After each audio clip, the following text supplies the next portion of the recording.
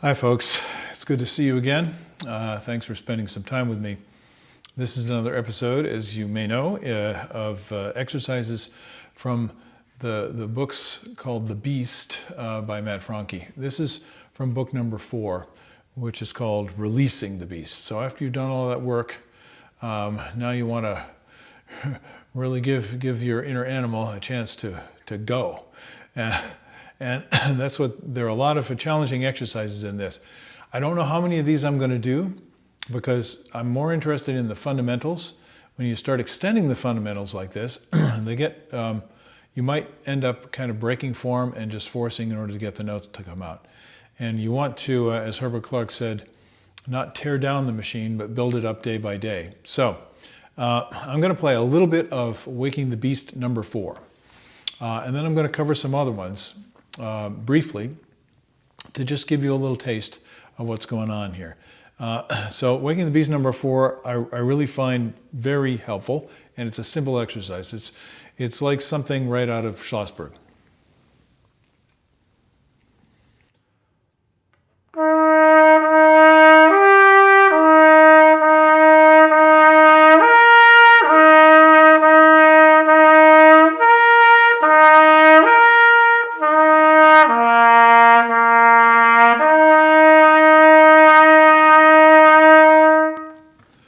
Now here you'd rest as much as you play. That's really, really important. It's a principle used by Dr. Donald S. Reinhardt, who wrote a lot of very useful exercises as well. And so I'm going to play again. Now I've rested about as much as I played initially.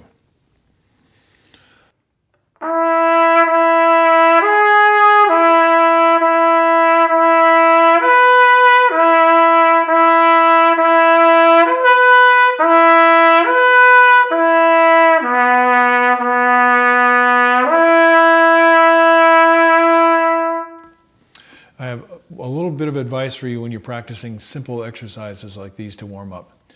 If you're like me, you may be sensitive to the qualities of both in terms of the way things feel and in terms of the way they sound. The problem is it's very easy to get distracted by that. So don't try to play perfectly. Keep aiming at specific aspects of that ideal quality that you want, and allow yourself to be as successful as you can in the moment. As long as you're going in the right direction, everything is cool. So he takes you through this simple pattern, and then also suggests, you're probably going to need more than this for a warm-up. So go back and work on some other setting up exercises, fundamental exercises, before you try the fancy stuff in book 4. Now, the next exercise is the Beast pedal tone exercise. And I don't want to get into that here. I'm going to play a little bit of it of you so you have an idea, and it's very simple. Some of you play pedal tones, some of you don't. The whole idea of playing pedal tones is fairly controversial. Some people find it extremely helpful. For some, it's a fundamental part of their routine. Anything that works for you, my advice is pretty simple. Do it. If it works, just do it. It is totally practical. But then there are a lot of theoretical ideas about pedal tones, and my observation is that most people that are playing pedal tones are not playing them in a way that's actually beneficial to their playing, which is why many teachers recommend against it. Because if all you're doing is destroying your aperture coordination and forcing the notes out, this is really not going to help build your playing at all. But if you play them in the right way, and I'll probably spend considerable time, because there's a lot of interest in the technical details of trumpet playing, talking about this in other segments, but I'm not going to do too much here. I just want to play a little bit so you get the idea. So the first exercise, very simple.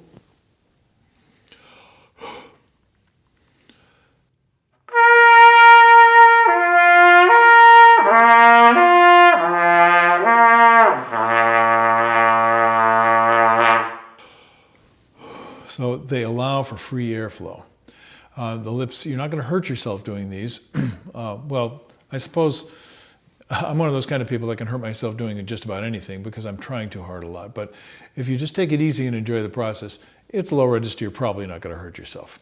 It allows the tissue to get softened, your lips to become more supple, and that's why a lot of people recommend them. I'm going to do another one. This is on the B.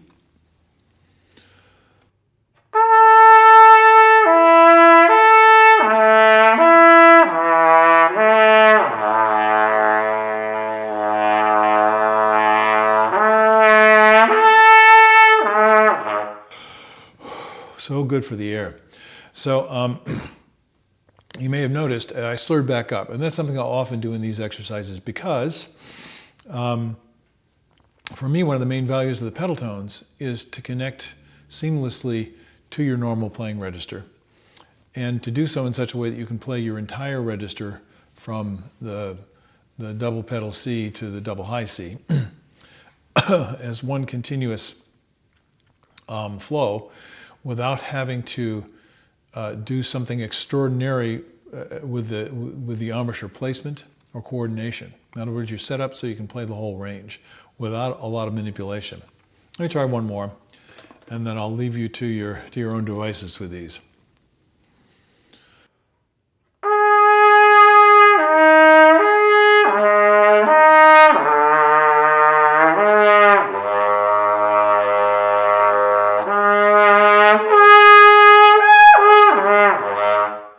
So that gives you an idea about going through the range. Now, I know you're not all going to be able to do these. I spent in my youth, when I was out in my first teaching job, University of Missouri in Kansas City, back in the mid-70s, I spent a fair amount of time playing pedal tones, and that's because I was doing a lot of commercial trumpet playing, and I was playing a lot of extreme upper register stuff, and I really needed to get the massage effect going and stay loose in order to do that work. So there's tremendous value here, but we'll talk about that on another day. I'm going to flip to another exercise, and this is called the range extender flex exercise. And to me, this is one of the most valuable exercises in the book.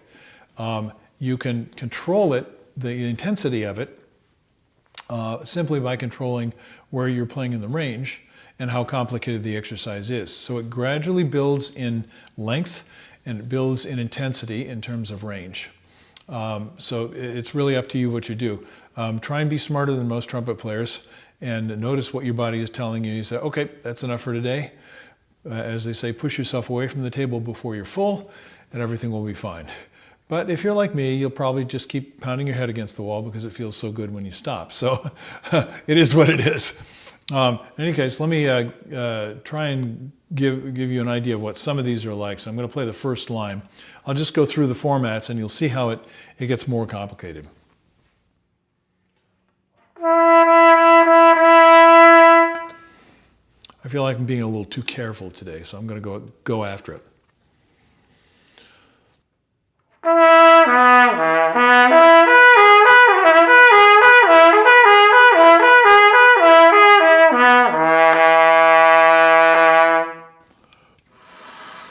So you can hear I've got some water in the horn.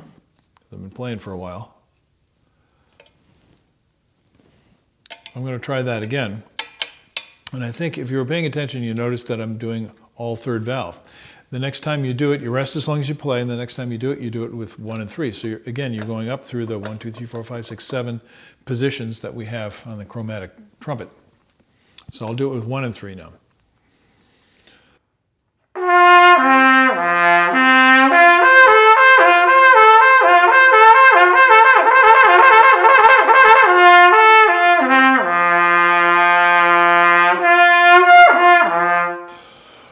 So that's a variation that I would do. I'm going to play with the speed a little bit. Of course, as I mentioned before, I might play with articulation. I might play with dynamics. The range is going to happen automatically. So these are things that you can have fun with. But first, just do the simple exercises. Now the second line is just an extension of what I just did. So I'll continue on up to 2 and 3 and do the second line.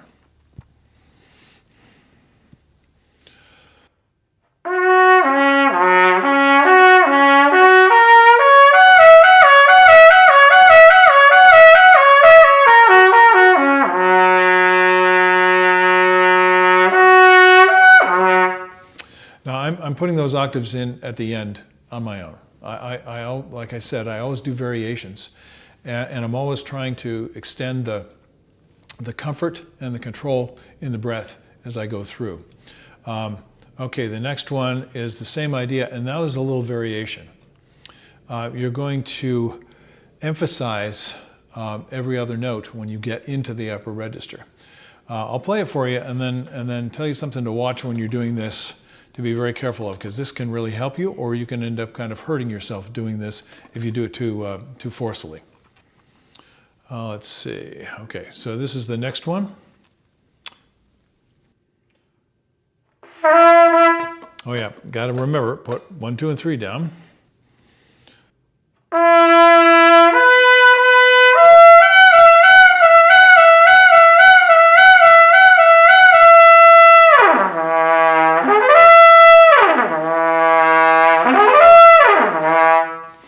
I'm going to do that one again. I'm going to work that one a little bit because there's a lot of things happening here. One is, if you hear dead spots, relax, let the air flow, and let those dead spots fill in. So I'm going to try it again, see if I can do a better job this time.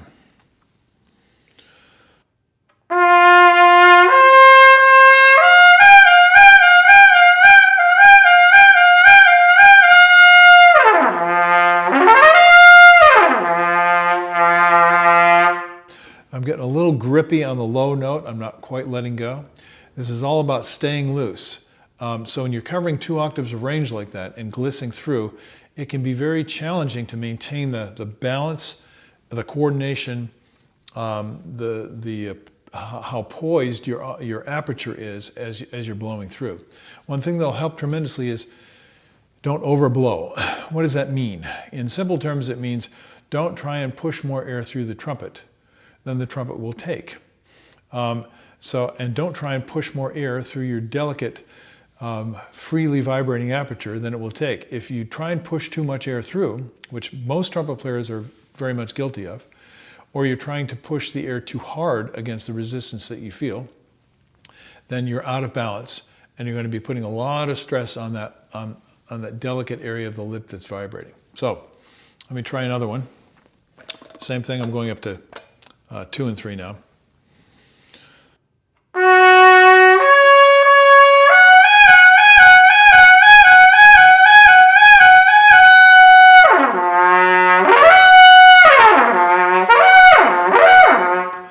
What I'm looking for is continuous sound through all the breaks on those glisses. And I'm not doing it very well, but you get the idea. I'm just trying to give you an example here. It's not an example for you to emulate unless I'm doing a better job than you are. And I hope you're making progress with these as you do them. Okay, and the next one is an extension of what I just did. Then he throws another wrinkle in the 5th variation. And let's see if I can do that. I'll go to 1 and 2 now. So every one of these you're working through all 7 positions. And you're resting as much as you play, but it's still fairly strenuous. And so you have to monitor your own stuff. There should be a disclaimer or some kind of waiver that you sign. No, you're responsible for your own stuff. I'm just telling you what I do, and, and then you can take it from there. You have to be the judge. On the next one, there are wider intervals on the quicker changes.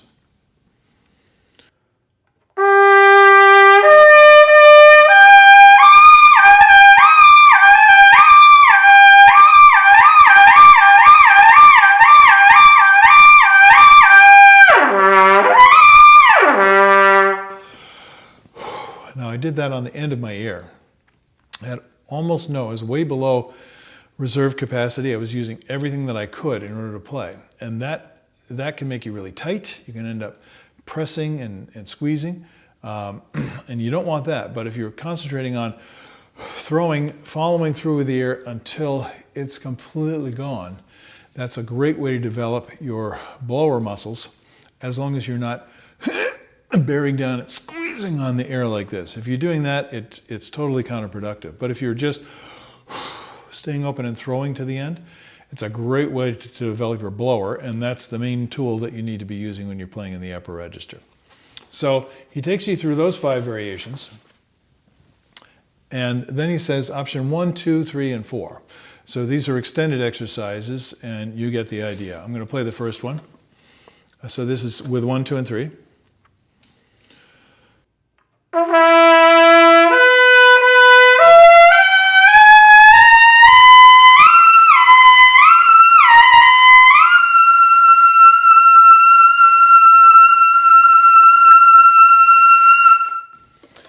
So this is for someone who is going to be doing this kind of work. Now, should a symphonic player do this? If you can do it without strain, yes. It'll be very stimulating to your playing, and it develops a certain kind of endurance. In a big band, you might have a situation where most of the time you're playing for 8 bars and you're out for 8 bars. So you don't have continuous writing usually when there's high intensity playing like this. Hence the rest as much as you play admonition.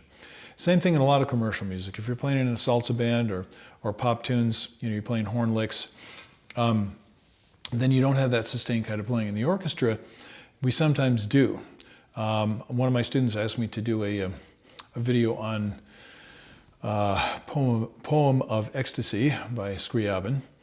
And it's one of these things where there's a lot of sustained playing in the upper register with that big kind of opera voice sound. So I'm considering whether I'm going to do that or not, whether anybody actually wants to hear it, but it seems that most of you are interested in exercises, so that's what we're working on today. Thanks for joining me, and I hope you find some of these things useful, and that you get a hold of Mr. Franke's books, because I don't recommend very much, but when I find something that is so obviously logical from a trumpet player's point of view, to work on the things that you need to develop, the fundamental things in your playing, then I recommend it, and that's this book. So I hope that this gives you a little inspiration to go practice. Why don't you do that now, and I'll get back to you later on when you have time. Have a great day. I'll see you later. Bye.